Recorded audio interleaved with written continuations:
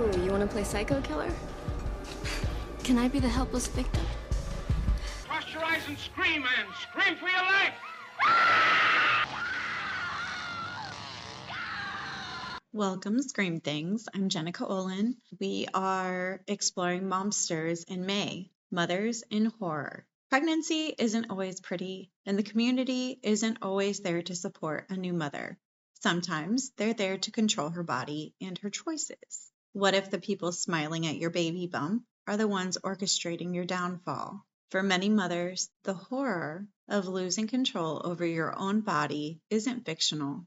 It's history, it's policy, it's the price of being born female. If you're new here, each episode will have an intro, brief synopsis of the movie, an analysis of the film, and then I get into the true horrors of it all. I'm a huge true crime fan, and I like to make connections between the true horrors that inspire our darkest imagination. The truth is, the stuff on screen is way tamer than the true horrors that take place every day. Spoiler alert, I've made it my job to spoil the shit out of this movie. Today, I am covering the 1968 classic Rosemary's Baby, directed by Roman Polanski, written by Ira Levin and Roman Polanski, starring Mia Farrow, John Cassavetes, and Ruth Gordon. The tagline of this film, "It's not what you're expecting." I love that. Some quick trivia about this film. According to Mia Farrow, the scenes where Rosemary walks in front of traffic were spontaneous and genuine. Roman Polanski is reported to have told her that nobody will hit a pregnant woman. The scene was successfully shot with Farrow walking into real traffic and Polanski following, operating the handheld camera since he was the only one willing to do it. Mia Farrow was a Catholic girl just like Rosemary. She had wanted to become a nun not too long before starring in the film. At the end of the book, Rosemary seriously considers killing Andy and then committing suicide for a few minutes. She then takes pity on Andy after seeing the terrified look on his face. After considering all options, she decides to raise Andy as her own. Mia Farrow does the vocals on the title sequence lullaby. Tanis Root doesn't exist. Ira Levin made it up for the story. Like the letters of transit from Casablanca, 1942, it became an important plot element but was entirely fictional. Let's set the scene with a synopsis of the movie. To make a baby. Dr. Hill? Congratulations. You're pregnant. Now to a fine, healthy baby. Here, here. I have a pain. Here. Pregnant women gain weight, they don't lose it. Pain like that is a warning that something isn't right. It's alive! New York City fall of 1965. Rosemary and Guy Woodhouse are a young married couple who rent an apartment in the Gothic and splendorous Bramford Building in Manhattan. At first, their friend and current landlord, Edward Hutchins, tries to dissuade them from doing so. The building has a rather unsavory past.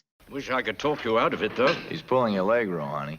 Geez, I'm not. It has been occupied by cannibal killers, Satanists, and witches. Rosemary and Guy decide to move in anyway. Guy is an actor with a fledgling career.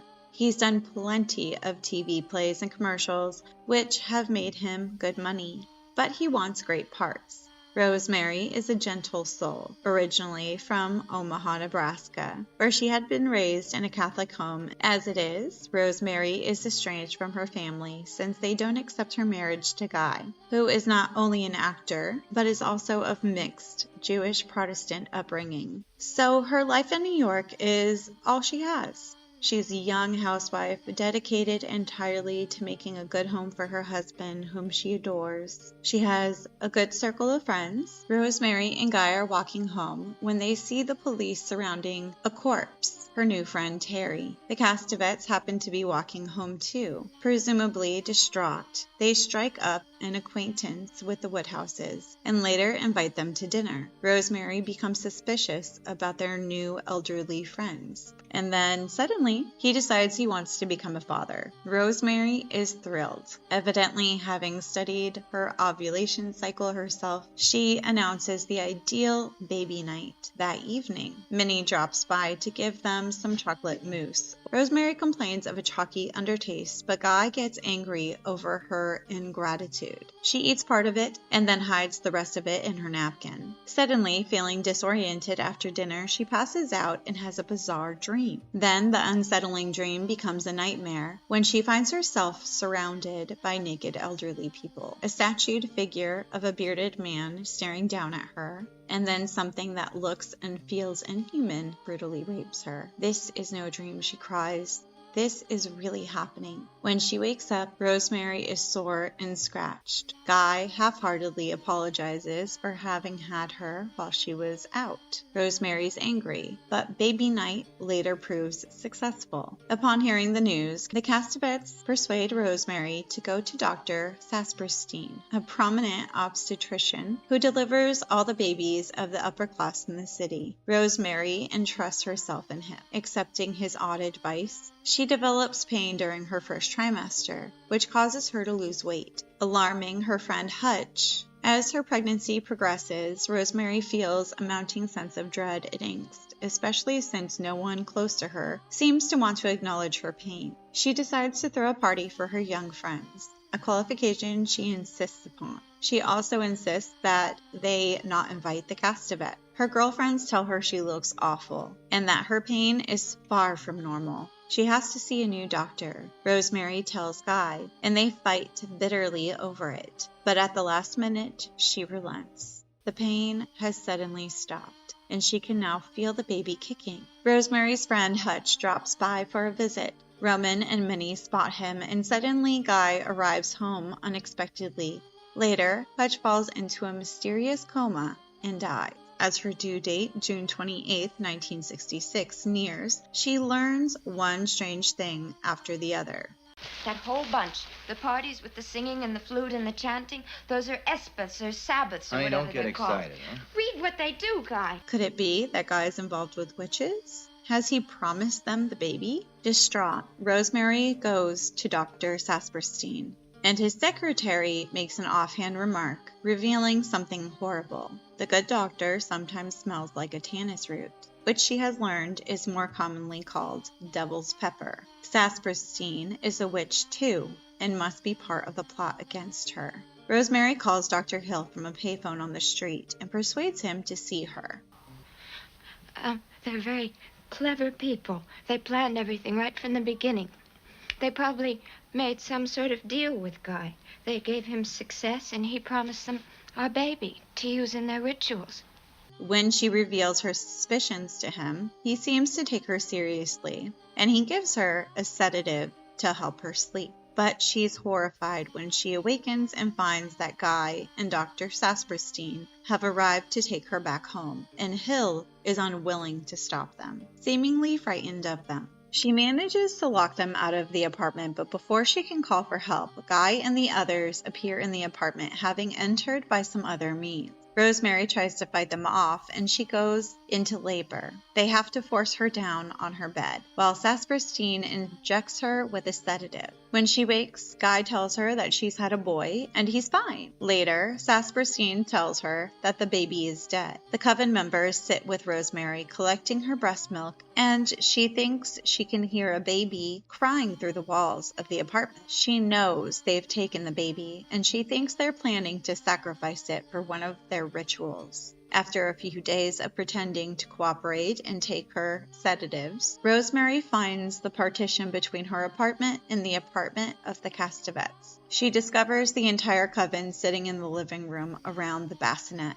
including Minnie and Roman. There are many people there too that Rosemary does not recognize. She approaches the bassinet, which is adorned with an inverted cross, and sees the baby for the first time, horrified that the baby has strange eyes. He has his father's eyes, Roman tells her, and the coven tells her that Satan is the baby's father, not God. What have you done to its eyes? He has his father's eyes.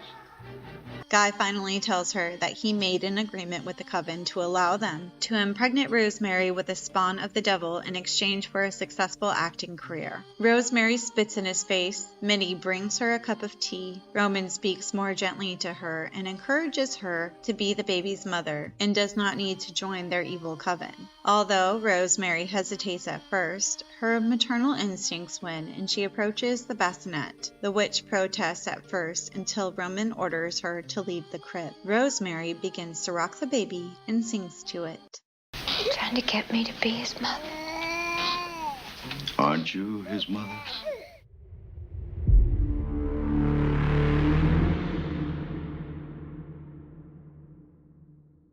Now it's time to talk horror, and my guest today is Courtney from Slasher and the Final Girls podcast. She's a fellow horror mom, and today she's here to talk about Rosemary's Baby with my theme, Momsters. So, how are you doing, and what are you working on right now? Where can people find you? All that stuff. Awesome. Thank you so much for having me first off on your podcast. I'm so honored to be here. Sasha and the Final Girls, we are wrapping up our spring scream in May. So those spring break horror movies, when nature strikes back type thing. Our full episode's going to be on Evil Dead, the 2013 version, not the original. And we're going to launch our Summerween giveaway. Our last giveaway was our Halloween giveaway, and it was so great that we just want to do it again.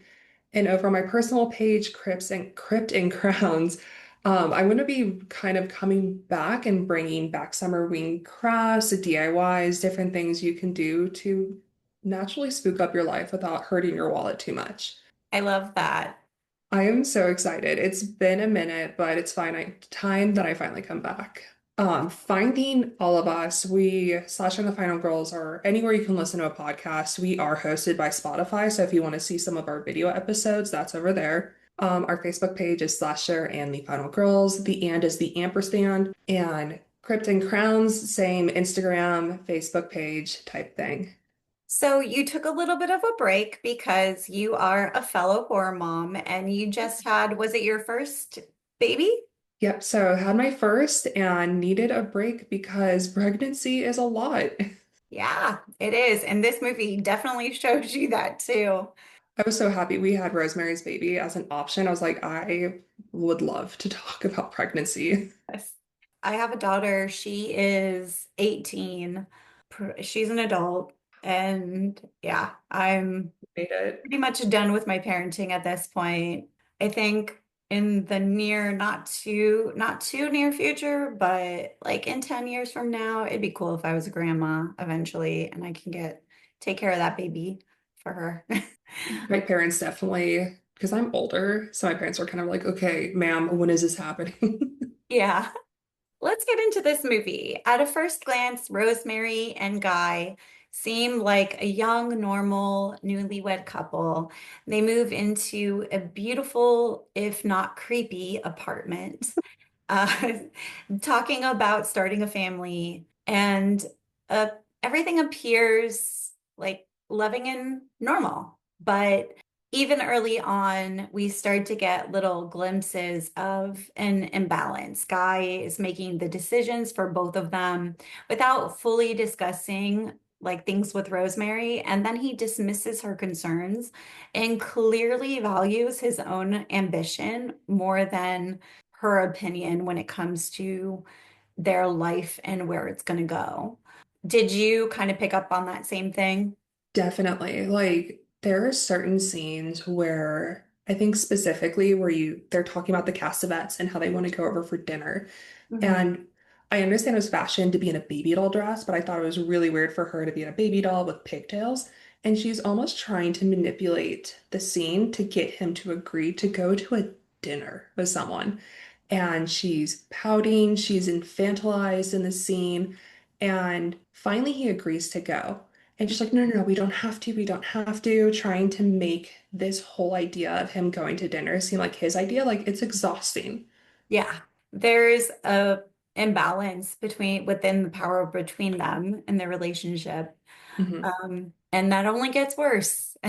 My gosh, so much worse. And I know we're going to dive into it, but it is Yeah. just wild the rights that guy felt he had to Rosemary.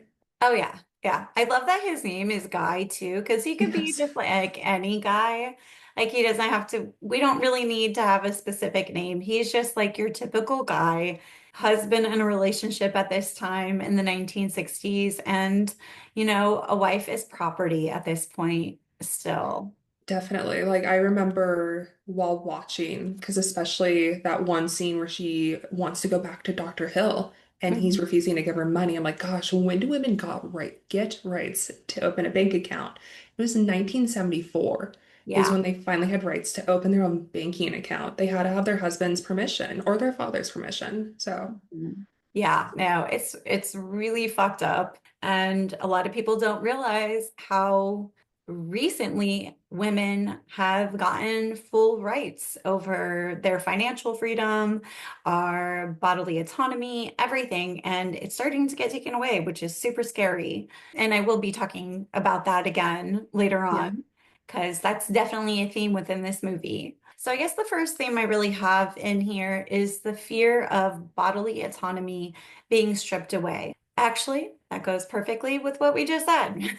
Yep. Throughout history, women's bodies, especially pregnant women's bodies, have often been seen as like vessels for the community, the family, or the religion, rather than just belonging fully to that person, Mhm. them being their own entity. In Rosemary's Baby, Rosemary is literally used as a vessel for something bigger and more horrifying without her full consent. She is raped in her sleep. Like that Yes. whole scene is terrifying. I rewatched it and I remember that scene bothering me, but rewatching it with fresh eyes bothered me even more because when Guy is like taking her dress off, she keeps being like, no, let me take a nap, like, don't worry about it. And even the next day, she was kind of like, what happened? It didn't have to be that second. We could have done it today or like tomorrow morning. Like, why did you do it? And then he makes that joke that I saw in your show notes that he brought up that he like jokes about casually raping her. Yeah, no, it's so fucked up. She's like, I feel like I was raped, and she knows it wasn't him, but he tries to make it seem like, she was in a dreamlike state. She Yeah. was delusional, making her question her own sanity, which happens again and again and again throughout this film. And that is just like so anxiety inducing that like she doesn't know what to trust because she's being consistently drugged throughout this movie. Yeah. So she knows in her heart of hearts something is wrong. That's where she brings up immediately that she's got pain in her body. Mhm. And oh my gosh, when Dr. Saperstein was like, well, yeah, of course you do. Like it is what it is. And he makes fun of ectopic pregnancies. The mom rage in me was at a full point. I had to take a break. Yeah, no, it's very enraging as a woman to watch this movie. It's not just like people think it's just like this scary atmospheric movie, but no, it's like it's terrifying to women and to think about our bodies, us not having control, and especially when it comes to the medical side and everything. It's rooted in reality. This is something that women have had to deal with throughout history, all of time. Oh my gosh, yes. And it's wild how this film almost grows with you. I remember the first time I saw this film, I was a teenager and I watched it because Tyra Banks kept talking about this film and its fashion and how beautiful this film is. And I still agree that it's so beautiful and just Rosemary's in the best fashion this entire film and no one can pull off a haircut like she can. But I feel like that's masking the true horrors of what's happening. Like it's scarier as you get older versus some of the other films that as you get older, you're like, oh, it's not as scary. This one gets scarier. Yeah, no, I think that's a really good point. And then we've got social trust versus paranoia. So everyone's gaslighting her. They want her to think that she's just paranoid. She's fine. Don't worry about it. We have your best interest in mind. Like, what do you mean you're not feeling well? You're fine. Just repeating to her that she's fine. Yeah. Humans evolved by building tight-knit communities and based on mutual trust. Betrayal by trusted figures like family, neighbors, and doctors hits an ancient nerve. It's an evolutionary fear. Like the community around her, once she moves into this apartment complex, it's really scary. They're like, they come out of nowhere. They come out of the walls.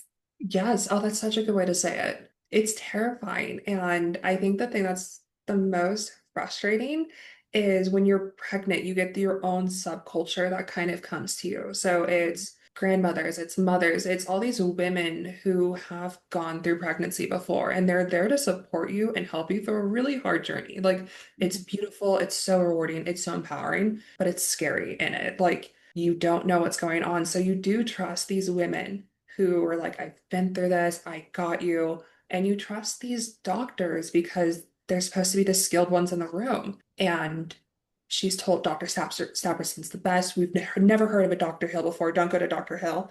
This one, he was on open end. And they're giving her all these credentials, and she's so excited. And this man just dismisses her left and right. And he also infantilizes her, where he just sits there and every concern she has, don't worry, I know what I'm doing. Don't listen to anyone else type thing. And I just feel so bad for Rosemary. Yeah, it's very scary for her because she didn't know this community that's surrounding her before she moved into this apartment complex. So these people are new to her, first off.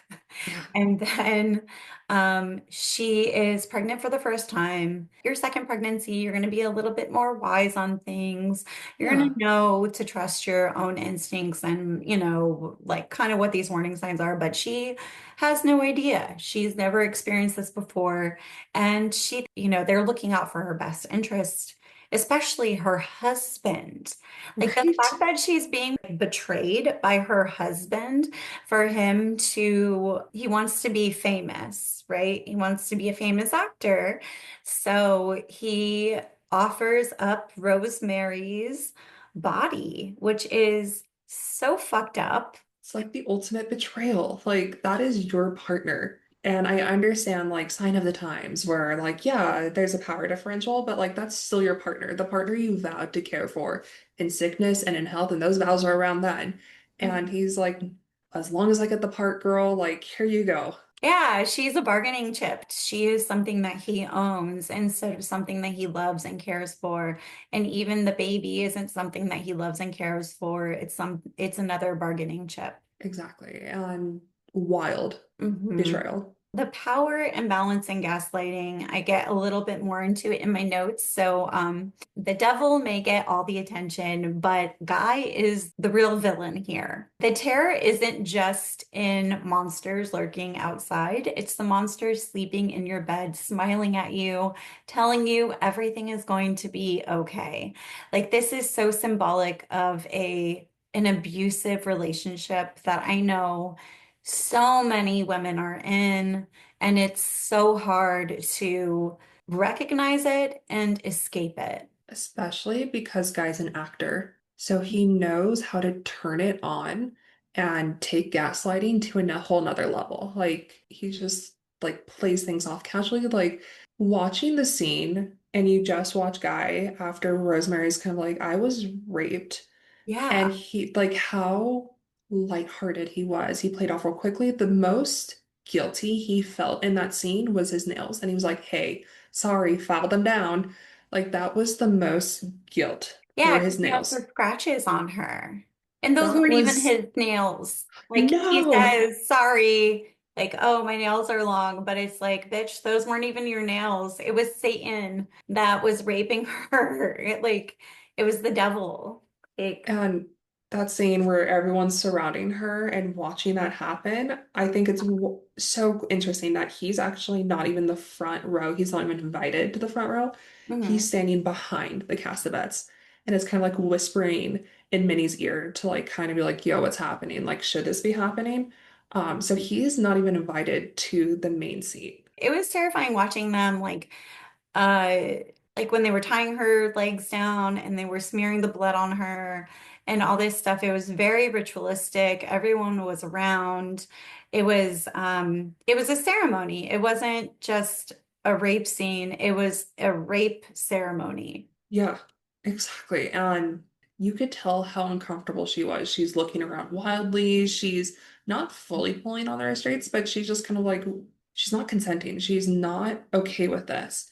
And I love that they showed earlier when her and Guy had the intimate moment in the first night in the apartment where they both removed their clothes to kind of show like they're both consenting versus here, Guy goes and takes off her clothes. Guy uses psychological manipulation on Rosemary, minimizing her fears, controlling her access to information like medical care, and he isolated her, which this is all cult behavior. And like if you didn't realize that he's in a cult. Yeah. She did not choose to be in a cult. She's not even aware of it at this point because if she was aware of it, then they would have to admit to all the gaslighting they're doing, all the lies that they're feeding her. They would have to admit that something else was actually going on.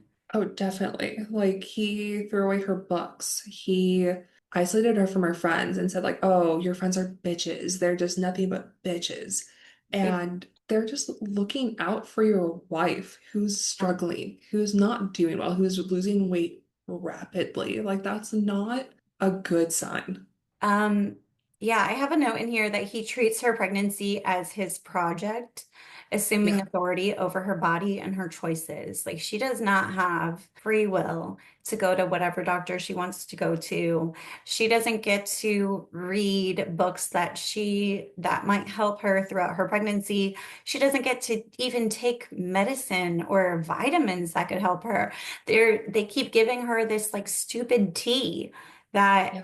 has some like I don't even know what's in it, but it's making her sick. Because they point out in her like little trinket that it's a tannis root. And then when Rosemary takes the sip of the concoction that Mhm. Dr. Saperstein said, drink it from Minnie, she has the freshest herbs. She makes sure to be like, is this tannis root? And then when Hutch comes to visit, he's kind of like, tannis root? Are you sure? And he like, I can't remember the other roots he names off. He's like, are you sure it's not this or this?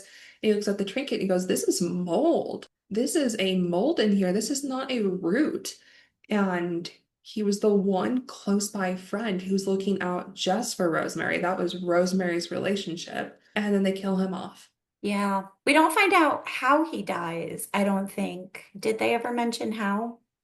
In they said he was like in a coma, but they Oh don't ever say like yeah. what happened, and then he died from complications of the coma. I'm like halfway through the book and he hasn't died yet, so I'm interested to see if they give you a little bit more in the book. Yeah. Oh, okay, you're reading the book. I should probably read the book too. It The would be audiobook fun. is read by Mia Farrow, and I'm just like fangirl geeking over here by hearing her voice read me the story. Nice. So we already kind of mentioned her trying to go to another doctor and him refusing to let her see anyone else and saying he won't give her the money to see the doctor. Here we have financial abuse. That is a very real problem in society, and many women in abusive relationships are controlled in this way.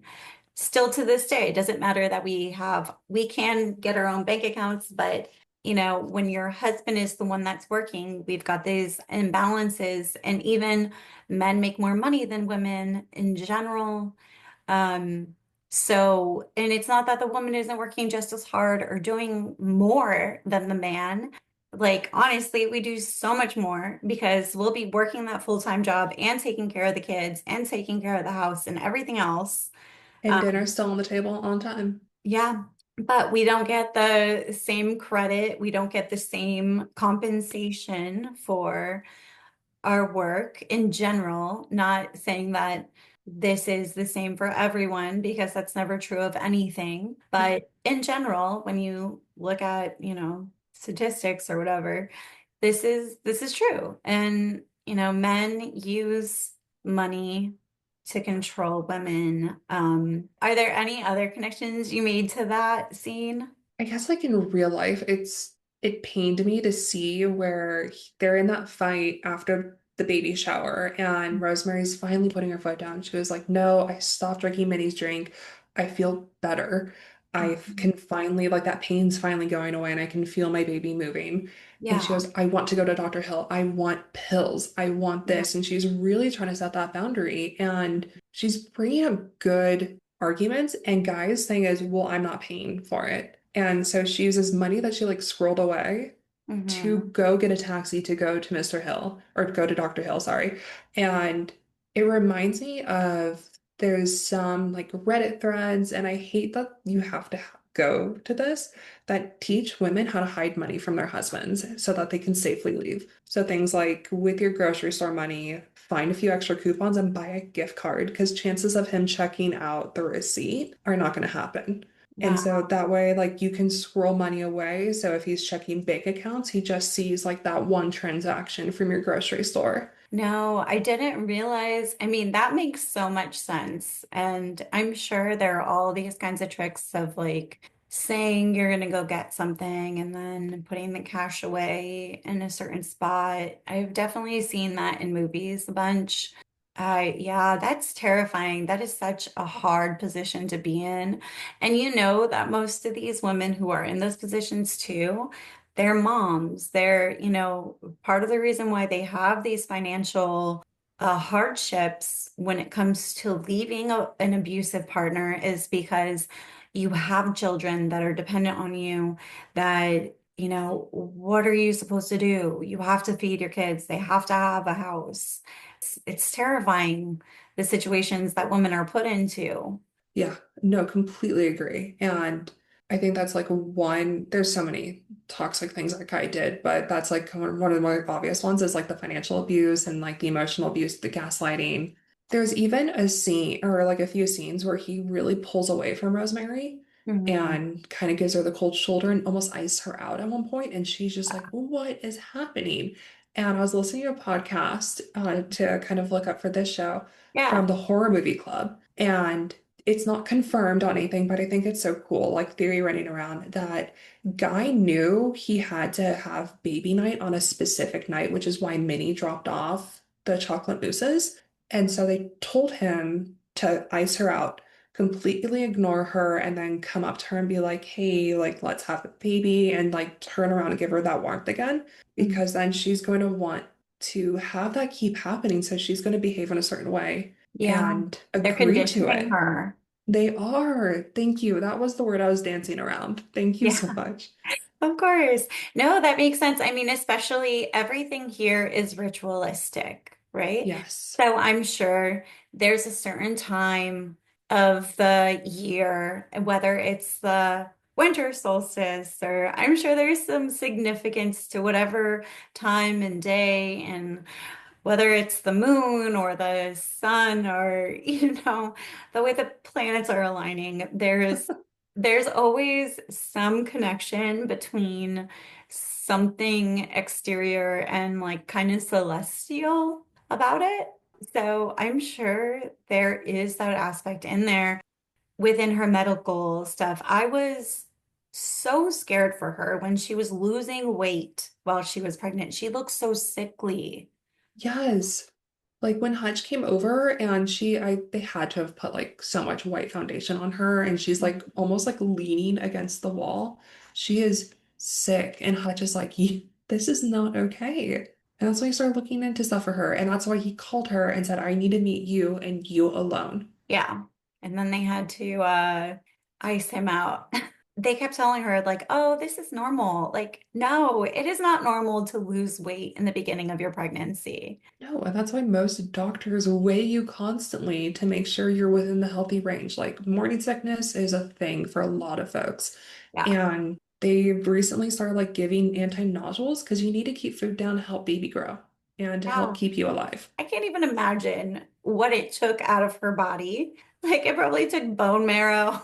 I know that poor girl. And like, of course, then that makes sense why she's like stumbling through traffic and just like Yeah. she's the ultimate brain frog. Like babies, well, they're a blessing and I'm so happy I'm a mother and everything else. Like they're also a Oh, parasitic relationship. yeah. Yeah, they're sucking you of your calcium. People lose their hair. You have to, I mean, everything. Everything is taken from you. It's It's taken and changed. So like, so, some key quotes to highlight their toxic dynamic I have in here is like Guy says about Rosemary's appearance, it's not important how you look. Like she's worried about losing weight, and he's like making it about her aesthetics, like her as if she's just worried about like oh, her vanity. yeah, vanity, like as if it's a vanity thing, like asshole. No, she's not being vain. She's worried about how she looks because she feels sick. She's losing weight and she's pregnant. And that's such like a shitty thing to say because how do you respond to that? Like that shuts you down. Conversation's done. And then Guy's chilling non-apology after the assault. He says, it was kind of fun in a necrophile sort of way. And then he laughs it off like, what the fuck was that? It again, what do you say to that? Like if your partner says that to you after he rapes you, A necrophile. like Oh my God. So the next kind of theme I have in my notes is pregnancy as a cultural and social event. Like when you're pregnant, it's not just about you. It's about everyone. Across almost every society, pregnancy is deeply ritualized, full of taboos, rituals, expectations, and fears. We all have those like wives' tales, right? Everyone has yes. advice that they want to tell you. They have like you should drink this, eat that. But there's some others like if you have a lot of heartburn, they say that your baby's gonna have a lot of hair. Yep, that's not true. No, not true. I had heartburn from breathing air some moments, and she had hair, but it was not as much as like other women who had absolutely no heartburn. Yeah. What's the so how you carry the baby is supposed to Yeah. determine the sex. That's not true at all. If you have morning sickness, a ton, it's a boy. If you kind of have like an ugly pregnancy, and I don't understand how women can have an ugly pregnancy, but if you do, it's the girl taking your beauty from you. That one is so like evil witch. It's already pitting the mother against her daughter a little bit. It was a weird thing to say. In the film, Rosemary's pregnancy is taken over by others and she loses ownership of it. And in the real world, like all the cultural advice around pregnancy, restrictions placed on pregnancy, and women in traditional societies, like basically like doctor knows best. And honestly, you should trust your doctor. You Hmm. should trust doctors in general. But I have like a little note in here that not every doctor got an A on the exam. Some doctors got like C's and they were able to graduate from college. Like my advice to anyone who's like questioning their doctor's advice is like go get a second opinion. Go get a third opinion. Go get a goddamn fourth opinion. But make sure that, you're going to licensed professionals and all that kind of stuff. Like, do you agree? Oh, definitely. I actually work at a medical school, and a good doctor will encourage you to look around if you want that second advice because they're going to want to see peer-reviewed data. Yeah, And it's the stuff that they work on. So if you have a good doctor, they should have good bedside manner. They should be willing to talk to you and they should be willing to answer your questions and not dismiss them. yeah, And if they hear you went for a second opinion, they should be excited for you and they should be like, hey, can I see that please? So I can make sure to cross look at my notes too to make sure that I'm not missing something. Doctors are human, humans miss details. And if you have a good doctor, they're going to understand that and they are going to encourage that. yeah.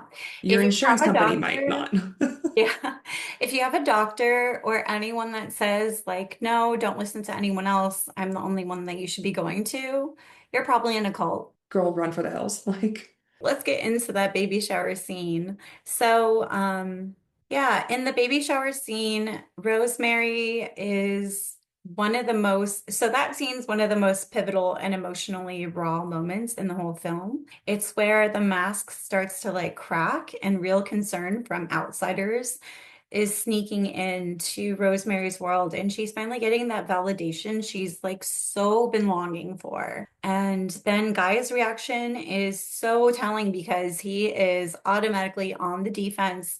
The baby shower is like a glimpse of like what a real community should look like for a pregnant woman, not that cult nonsense.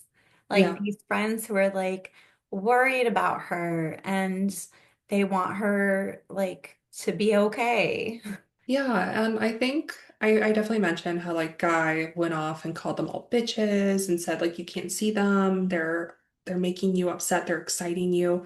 But Mhm. I also think what was super telling is when they're in the bathroom and the women are trying to comfort her and talk to her and kind of understand what's happening, Mhm. they shut the door on Guy. They did not let the husband in, and I was like, the friends know something is wrong with this man. Yep, they know. Women know. Instead of brushing things off like the older generation would, they told her directly, like, you need to see another doctor. Pain during pregnancy is not normal. All these things that she's been told the opposite of, like, you don't have to just accept what you're being told. Like, they literally say that to her. Like, don't Mhm. accept just what you're being told. And this is the first time someone's validating her fears. In that moment, like the first time watching this movie, I'm like, yes, she's going to take back her autonomy. Like she's going to fight back. She really tried. That was the first time you really see her fight with Guy instead of using like the beforehand where she's almost like pouting and using kind of like childlike manipulative tactics to get her way. She's finally standing up and fighting for herself and her kid. And then Guy's like, well, I won't give you money. How are you gonna get there? She does eventually go to another doctor, and she He turns her had in. that money she had stowed away. Yeah, I think that for me was just so heartbreaking where Dr. Hill kind of like quarantines her off and then Dr. Saperstein and Guy are there. And I was like, how dare you? Like, you've been the trusted doctor she wanted all along, and you're one of them. Yeah, and I think honestly, like I don't think Dr. Hill was part of that. Like I don't think he knew exactly what was going on, but I think for him, especially in that time period, it was like you're not supposed to go against your husband. Definitely. And I misspoke when said you're one of them by insinuating that he was one of the cult. It was like you're one of them. You're one of those like shitty men who, Yeah. like you said, is like, oh, clearly you're insane for not doing what your husband wishes you do. So then we get into the birth scene, and that scene was so devastating and violent. It was so violent. Like she's screaming for help. It was definitely sad, and you hit the nail on the head. It took a very aesthetically beautiful film and really gave you some like ugly, violent scenes. When she goes into labor, it's not the beautiful moment that we envision and like is portrayed so often on TV. Like when they give you your baby and your baby's on your chest and you look at the baby for the first time, like she had none of that. All she was disempowered. Um, in this scene, it's depicted as violent, painful, and heavily controlled. She's Hmm. held down the entire time. She's drugged and stripped of her own body and surrounded by the cult again, just as whenever she was raped. And it's the same ritual. And they're posing as legitimate care, but they're not. We know they're not. And she's not even allowed to experience her own labor naturally. Her experience of giving birth is stolen from her as well. Yeah, and my labor, like I wouldn't sit there and be like, oh, it's beautiful and all this stuff, but like it's the woman's choice on how this goes. And granted, there's certain medical interventions that need to happen where like Yeah. if baby's heart rate is dropping, like you can't have that natural vaginal labor like you do need C-section. But like overall, you should be able to control as much as you can. Like you control your provider, you control who's there in the room with you. And then they lie to her and they say your baby's dead. I like cannot properly put into words like my full fear of that. Like that's insane. That's every mother's fear is that they spent 9 months knowing, getting to bond with this little creature inside of you. And regardless of not about the pain this baby has caused her, like she's coming up with names like every other scene. She's like Andy or Susan. And she is so excited. And like they've robbed her of so many things. And then this. So after giving birth, she's told that it's stillborn, and then she's isolated, gaslit again, and there's just like a horrifying echo of how her concerns are dismissed throughout her pregnancy. She sees hints of conspiracy, like the nurses whispering, people hiding information, but she's emotionally shattered and physically weak from having a baby, Yeah. making resistance almost impossible at this point for her. But so in this moment too, grief is used as control. And they keep telling her, you need to just go lay, you need to mourn. They think that they can just lie to her, get her to stay in that room, go cry over there. It's okay. The baby's dead. You need to go heal and cry over there. Don't watch us over here. Don't worry about what we're doing.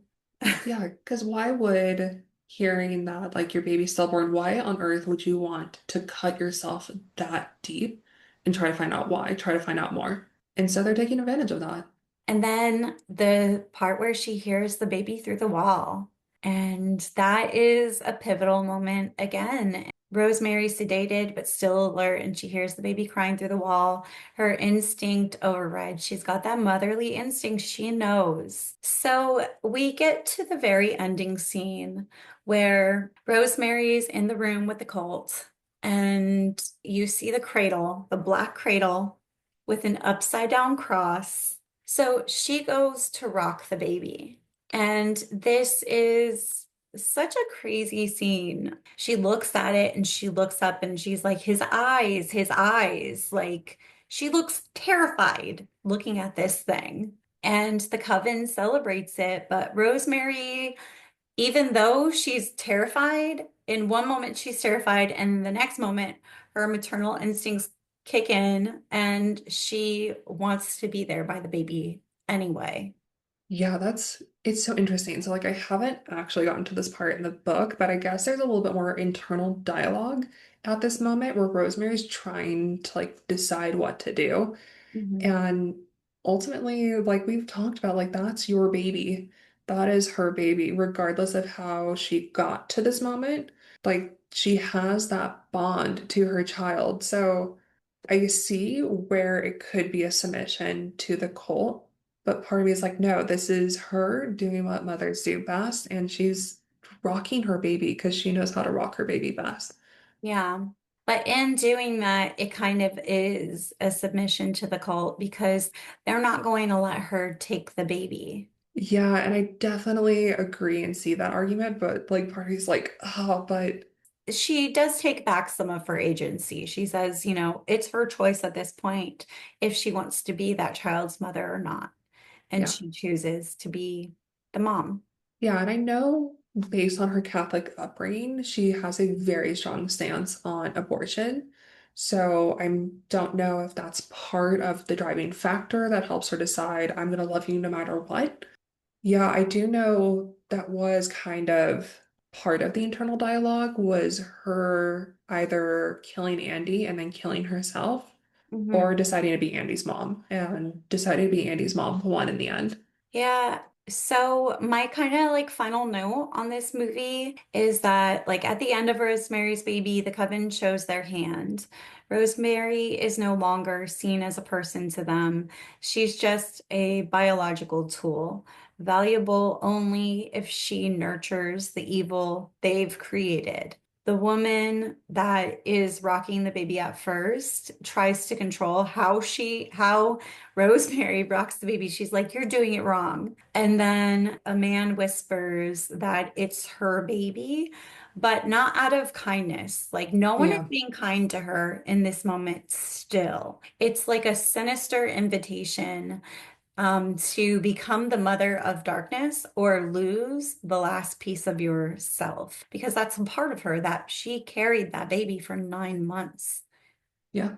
And that will always be hers, no Yeah, matter what this baby is tied to. yeah, And typical like symbolism as well. So you have the antithesis to Jesus Christ and the Virgin Mary. You now have Rosemary and Andy. So you have like that mother-son duo to represent the polar opposite sides of the yeah. good versus evil and that kind of battle. I have a little game for you now, since we Oh pretty my much gosh. discussed the whole movie. It's called Cult or Cozy. Oh my gosh.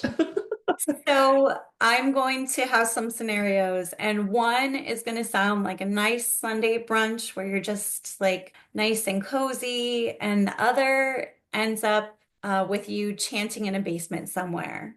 Oh God. Okay. So I'm going to read you a prompt, and you're going to tell me if it's a cult or if it's a cozy scenario. First prompt. Everyone starts their day with a special tea brewed from the leader's personal garden. Cult. Yes, that's from a cult. This is actually was common in the Source family cult, herbal tonics laced with spirituals or spiritual intent, and sometimes drugs would be served every morning. Oh my God. Sorry, every morning. So, next scenario, we all live in the same home and share chores. It's like a family. Cult. That one's actually cozy. No. Okay. So that can be an aspect of a cult, but on its own, it's not a cult behavior. I definitely thought of Jim Jones for a second, so I was like, I got this one too. Yeah, it sounds culty, but this describes co-living spaces and intentional communities like those found in eco villages.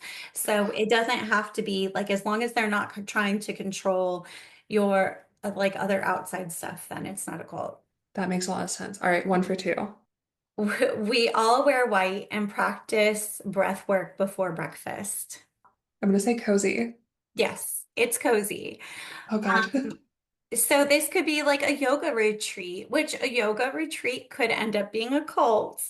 It's not inherently dangerous. It's not always a cult. Ugh, It's not always a cult. we're coming back. We're 50%. Yeah. So this one, we believe in group hugs. They realign our collective vibration. Cozy. It's cozy. It Yes. it can be a little culty sounding, but it is silly. But on its own, this is not menacing. It's this is just a hippie. Yeah, and I know some college campuses have snuggle sessions. Ooh, no. Yeah, like it's not for me, but some people need a hug and they don't have access to physical connection, which like I hear that. Ooh, I would not. I'd be like, nope, don't touch me. Go away. Yeah, no, it's I love hugs, but I love giving hugs to like people I trust. They're very clever people. They planned everything right from the beginning. They probably made some sort of deal with Guy. They gave him success, and he promised them our baby to use in their rituals.